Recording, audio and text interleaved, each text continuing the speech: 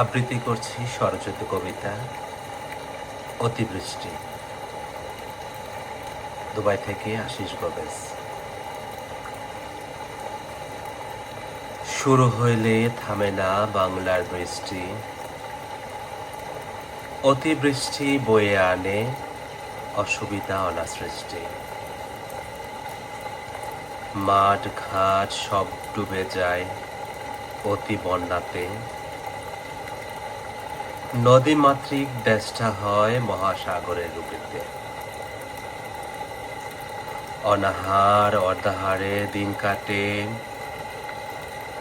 গরিব দুঃখীর জীবন, বজ্রপাতে নিমিষে চলে যায় কত মানুষের মরণ। দৈনন্দিন কাজ বন্ধ হয় দেশবাসে বন্যায়, সর্বহারা নিঃস্ব সবাই করে শুধু হায় হায়। ষড় ঋতু দেশটাতে আবার আসুক ফিরে, সুজলা সুফলা শস্য শ্যামলা আনন্দ উৎসবে ভরে। ধন্যবাদ সবাইকে।